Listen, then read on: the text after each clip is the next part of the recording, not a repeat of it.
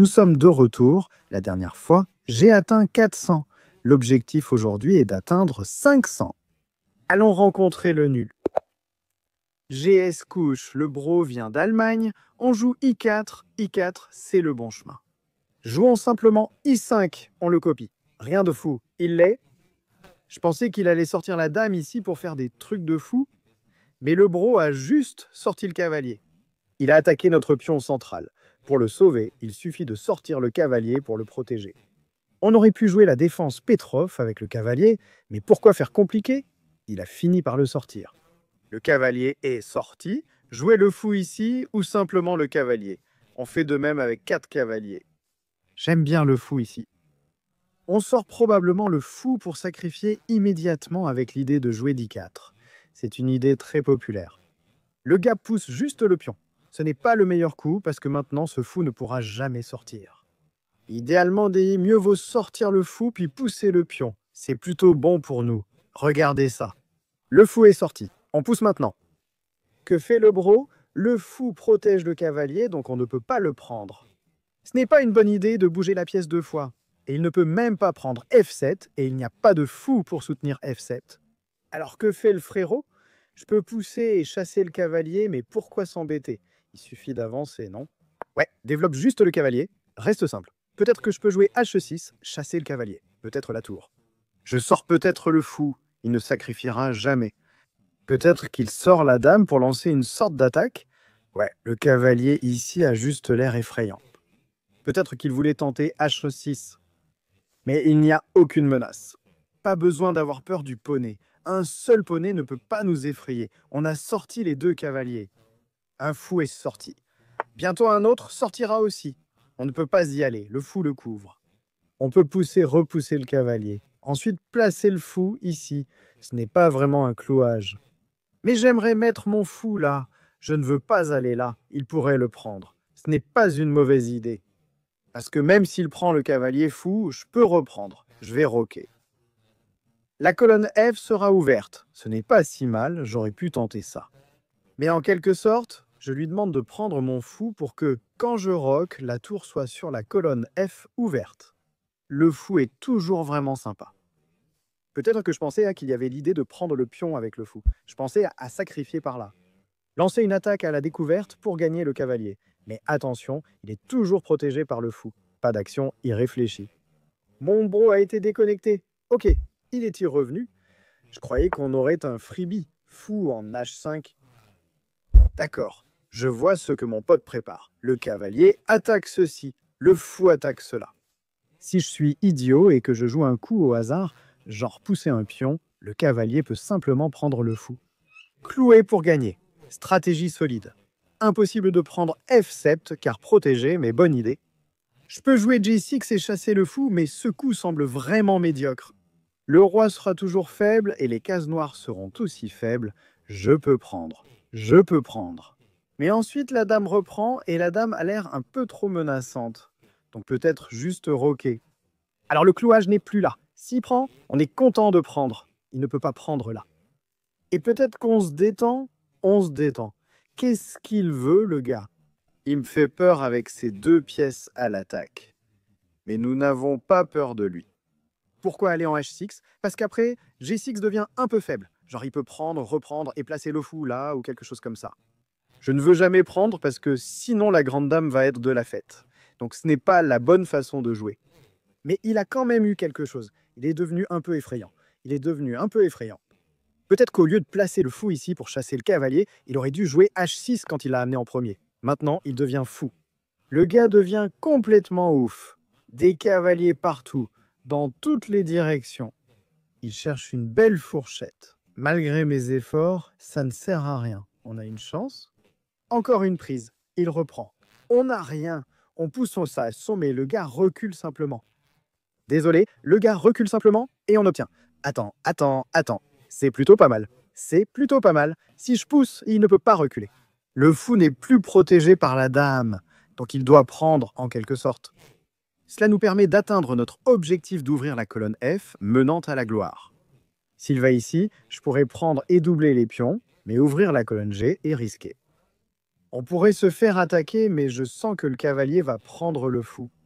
Ou peut-être qu'il revient en arrière et oublie que le fou doit être protégé par la dame. Et boum, on récupère un freebie sans rien faire. Ouais, il a oublié. Il a oublié que la dame avait besoin de la protection du fou, donc c'est cadeau pour nous. Allons-y. Maintenant, le cavalier qui était embêtant est parti. Le fou qui était embêtant, il est éliminé. D'accord, il a mis le cavalier ici. C'est pas terrible. Il croyait que le cavalier pouvait aller là, permettant à la dame de l'attaquer. Et les noirs auraient pu sauver le cavalier. Mais ce qu'il n'a pas vu, c'est qu'en fait, madame peut prendre le cavalier. Non seulement je gagne le cavalier, mais cette dame sauve mon cavalier. De plus, cette dame attaque F2, que le fou attaque déjà. Et là, on devient complètement fou. En 2 coups, on mène de 2 pièces. Le gars doit roquer. G3. Le roc semblait la meilleure option, mais le cavalier a l'air un peu menaçant. J'ai presque envie de sacrifier. S'il prend de ce côté, on fait le clouage et on gagne. Mais après la prise, il pourrait prendre de l'autre côté, et là on n'aurait pas assez. On peut mettre la dame ici, essayer d'entrer et patienter. Après avoir mis la dame, il ne peut pas roquer. Ce qui est toujours une très bonne idée. Pas de roc pour lui. Je peux aller là. Attaquer Monsieur Tour. Attaquer F2 à nouveau. Il a pris le pion. J'ai oublié, mais ce n'est pas grave. C'est une fourchette, c'est un peu embêtant. Il faut faire attention. Est-ce que je sauve le fou? Est-ce que je sauve la tour? Ou est-ce que je tente une contre-attaque? Telle est la question. Je suis très tenté de mettre la dame ici pour attaquer la tour. La tour F1 protège F2 et la tour, c'est plutôt tranquille. Je peux jouer le fou pour attaquer la dame. Encore une fois, la dame peut bouger et il reste tranquille. Je ne veux pas déplacer la tour. En fait, je peux. Ce n'est pas si mal finalement car la tour est ici. Si prend, encore une fois, je peux reprendre avec le pion F et pas la dame et ouvrir la colonne F. Et soudain, la tour rejoint la fête, donc pas une mauvaise idée. Emmène-moi au pays de la victoire. Il va probablement reculer après avoir pris le pion. Il est content. Pas possible. On va prendre avec la dame, non c'est non. Le bro attaque, pas question de reculer. Prends avec le pion. Amène la tour dans l'attaque. Là, on a un problème. Comment tu sauves F2? La dame, ça marche pas ici, mais la tour, oui. Ces 4 frérots a oublié ça. Il n'a pas vu 2 attaquants et un défenseur en moins. Maintenant, la question. Tour prend ou fou prend? Tour prend, ce n'est pas un échec. Fou prend, il ira juste là. Oula, et tenter de s'enfuir, j'aime bien fou prend dame ici, puis à la découverte. Mais tour qui prend, c'est tellement bon. Je peux mettre la dame ici, couper le roi et menacer un joli mat. Je pense que tour prend pourrait être la meilleure option, parce que fou prend permet au roi de s'échapper partout. Ouais, on y va. Tu prends Monsieur Pion. Il vient d'abandonner. Allons-y, plus 26. C'est le départ idéal. Il est temps de trouver la prochaine victime. On continue à jouer? Encore les noirs. C'est quoi cette chance? Retour au noir, noir. Monsieur Sard. E4, E5. Battons les Français avec le pion du roi. D'accord, ne joue pas la dame ici. On n'est pas là pour faire des folies. Oh si, on l'est. Mais on l'est. Mais on l'est. D'accord, frérot. Il a sorti la dame. Elle attaque le pion. Elle attaque ça. Si je joue G6, il prendra le pion et nous rendra très tristes. Quelle est la meilleure approche? Développe le cavalier. Sauve le pion central. Ton adversaire va mettre le fou ici. Menace d'un mat en F2. Ne fais pas n'importe quoi. Mettre le cavalier ici nous fera aussi perdre. Donc la seule... Je veux dire, on peut mettre la dame ici. La dame ici sauve un peu la mise. Le cavalier ici aussi. Mais c'est la meilleure façon. Avance le pion. Chasse la dame, hein. Le bro ne peut pas prendre le pion central, le cavalier l'en empêche. Bon choix encore. Mais la dame menaçait le mat. Évite de la mettre ici et propose plutôt un échange. Le cavalier cherche une fourchette pour un mat. Développe-toi simplement. Bloque-le avec une défense solide. Maintenant, va-t-il jouer G4? Va-t-il déplacer la dame sur le côté pour attaquer de ce côté? Ou va-t-il jouer C3 pour empêcher le cavalier d'aller ici? Car D4, c'est mauvais, non? Parce que le plan avec le cavalier était d'amener le cavalier ici, puis de sauter avec cavalier prend le pion. C'était le plan depuis le début, et C3 allait l'empêcher. Maintenant, je peux simplement prendre le pion, attaquer la dame, attaquer ça. Sinon, on échoue et on gagne. Le gars, il doit retourner quelque part. On a des tactiques de fou en cours. Par exemple, si la dame va en C3, ce qui semble normal pour sauver le pion, on a le fou en B4. Oh, il a juste oublié la dame. C'est triste. Le gars vient juste d'apprendre le coup du berger en 4 coups et il ne sait rien d'autre. Il ne sait rien du tout. Je ne veux pas prendre la dame. Mais on doit le faire, non? Je suppose qu'on doit prendre la dame. Triste vie de dame, mec. C'est un abandon. On vient probablement de sauver le roi et les blancs s'effondrent. Voici la stratégie gagnante en 5 coups. Cavalier ici, pion ici, cavalier ici et cavalier là.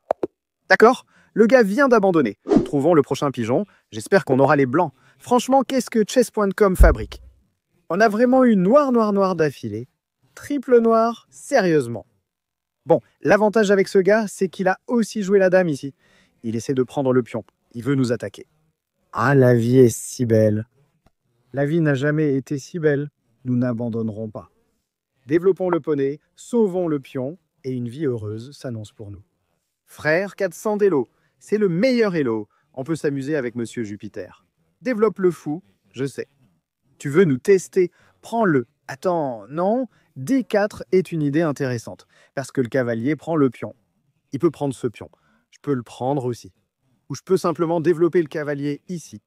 Les deux sont de bons choix. Prendre ou développer, telle c'est la question.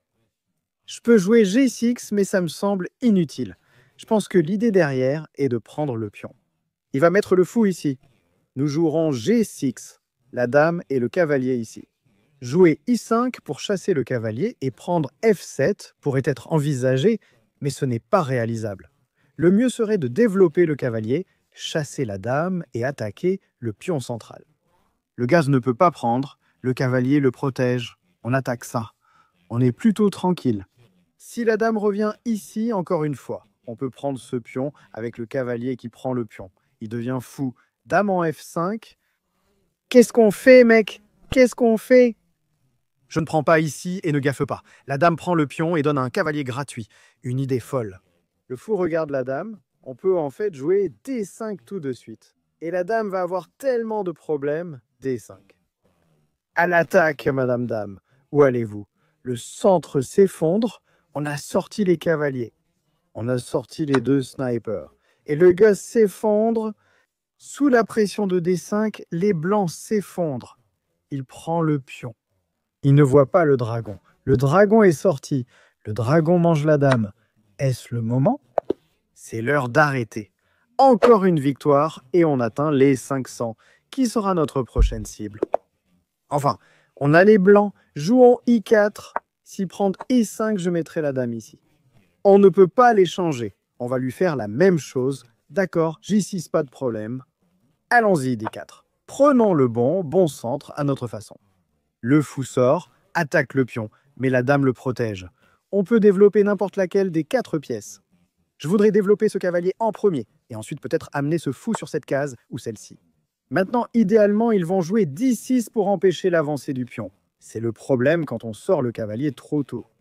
Je peux pousser le pion, gagner un tempo, attaquer le cavalier. Il perdra du temps en reculant. Le cavalier assez bloqué, il ne peut ni avancer ni reculer. C'est là le problème, il ne peut aller nulle part. Le cavalier est piégé. Quelle est la façon de le piéger? Ce n'est pas la bonne façon. Le pion le protège. C'est la bonne façon. Le petit pion attaque le cavalier. Et le cavalier est complètement piégé. Voilà le problème quand on amène le cavalier ici. Le cavalier ici ne sauve pas. Le fou est là. Le tout-puissant fou mange le cavalier. Et en seulement 5 coups, nous avons un gros avantage de cavalier. Ho, ho, ho n'est pas si content. Ho, ho, ho, ho. Ok, F6. Je peux prendre, mais ça aide. Il prend, on est content. Donc développe le fou en C4, regarde la cible. Garde un œil sur la case F7, peut-être qu'il prend. Oh, si la dame pouvait sauter en D5, la vie serait tellement belle. Je le menace d'un coup du berger et j'attaque la tour en même temps. On peut le faire depuis F3, attaque la tour. Il va essayer quelque chose, non mais on n'aura pas F7. C'est quand même pas mal. Je regarde Monsieur Tour, je le salue. Si ça part, on a F7. Mais comment ça part? J'ai l'impression qu'il va gaffer avec sa tour. Ouais, il va faire une poussée de pion au hasard, ou peut-être jouer fou B7, ou peut-être juste boum. Ouais, cette tour est peut-être juste morte. Ok, il a sauvé la tour. Allons-y. Frérot, il a vu la tour. Ok, comment on enlève ça? Je prends, il prend, ça va. Si je pousse, il bloquera. Donc pas de F7. Donc pas de petites astuces pour nous. Je suppose qu'on peut rocker, tu sais. La sécurité du roi, c'est plutôt sympa. Tu roques, tu passes une bonne journée, tu restes heureux. Heureux, le plus heureux. D'accord. Il cherche la découverte, mais il ne peut pas la faire maintenant parce que la dame peut simplement prendre le fou. Donc on est plutôt bien, je veux prendre. Il prend. Et c'est là que la tour devient décisive. On a la tour ici, échec, et il est sous pression. Il peut prendre avec le fou. Et ensuite, on comprend l'idée. Pion en G5. On repousse le fou jusqu'en G7. Et soudain, le fou et la dame... Oh, attends, pourquoi il a pris le pion? Je n'ai aucune idée de ce qu'il veut faire. Je veux dame F7, donc je ne veux pas prendre ici. Je dois jouer fou en C7. Non, c'est trop. Fou prend cavalier avec cette idée, mais c'est trop. Il a la tour F8. Difficile d'espérer une gaffe de sa part. Je pense qu'il espère que la tour prenne le pion ici, puis qu'on prenne et qu'on lui donne notre tour gratuitement. Bon choix. Est-ce qu'on a le fou ici? Non, et la tour, c'est plutôt propre. Oui, la tour, c'est plutôt propre. C'est un problème. Puis-je placer le cavalier ici? On tente de préparer un truc? Ouais, prends le fou. Ne cherchons pas des trucs bon marché. Il a donné le fou gratuitement. Prends-le et pars. Il va pousser. On peut couper le fou. Il peut prendre le cavalier. On peut prendre la tour. Il peut prendre le cavalier. Et on va être quoi? 2 pièces d'avance.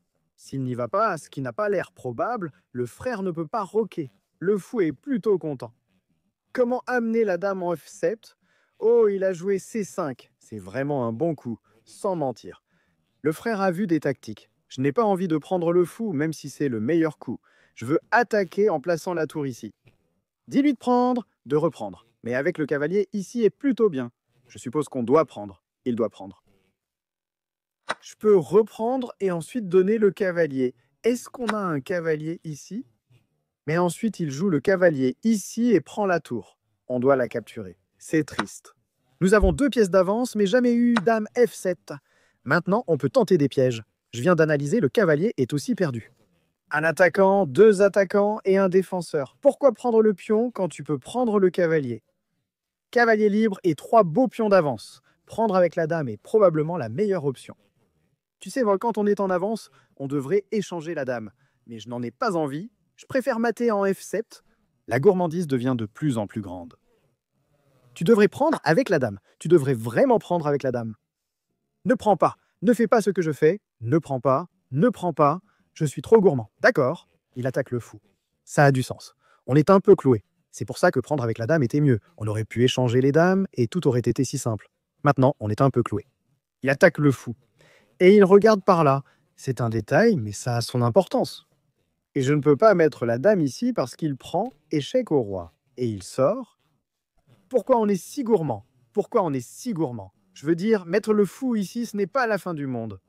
Je n'aime pas la façon dont on joue parfois aux échecs. Ici, le fou tente de se libérer du clouage. Mec, si on devait échanger la dame, d'accord, on va revenir en arrière. Prendre, ce n'est pas un problème, le roi peut prendre. Le clouage est agaçant. La bonne chose, c'est qu'il ne peut pas roquer. Le coup de la tour est plutôt carré, mec. Il est vraiment en train de nous attaquer. Ce fou qui prend, c'est... Je le regrette déjà.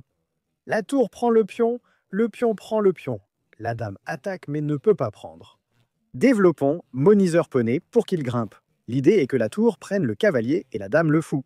Mais nous avons l'avantage matériel. Donc l'échange est la bonne stratégie, ce que j'aurais dû faire avec la dame. Mais pour une raison idiote, on a pris avec la chose. On peut prendre le pion comme ça, mais ensuite le fou meurt. Non, le fou ne meurt pas. On a la couverture de la dame parce qu'il y a l'échec du fou. C'est plutôt sympa. Je peux faire échec immédiatement, mais il s'échappera sûrement. La dame ou le fou peuvent donc prendre pour couvrir cette éventualité. J'aimerais que la dame prenne. Tu sais, on prend le pion. On défend Monsieur Poney. On couvre ceci. On couvre cela. Maintenant, le fou va mater. Et ça, c'est vraiment un gros problème. Ouais, il est foutu. C'est terminé. Les noirs sont perdus. Le roi est pris au piège. Échec. L'adversaire doit bloquer. Il faut prendre. Le gars doit prendre. On gagne la dame et la partie. Triste pour lui, mais victoire pour nous. Cherche toujours les échecs. C'est pour ça qu'on dit qu'un échec peut faire gagner une mauvaise partie. Alors on prend le roi. On prend le roi. Le gars sacrifie la dame ou il appuie sur le bouton d'abandon, hein. Il pensait pouvoir s'enfuir. Voilà le sacrifice de la dame. Le roi s'enfuit. Il faut maintenant traquer le roi. On n'est pas doué pour mater. C'est pas bon. Le roi était la solution. La dame couvre ceci et cela. Il est temps que la tour nous aide. Avec la puissance de la tour, on peut mater. D'accord, la tour ici, la dame ici semble être la solution. J'ai presque envie de mater comme un fou, mais tu sais, il suffit de couvrir et de coincer le pigeon. Ne le laisse pas fuir. Le cavalier peut mourir, mais l'enjeu, c'est le roi. Donc tour en G7, j'ai failli la laisser passer. Maintenant, personne ne peut sauver le mat. Le poney est mort. Le poney est mort pour une noble cause. Bien joué, plus 21 et 500.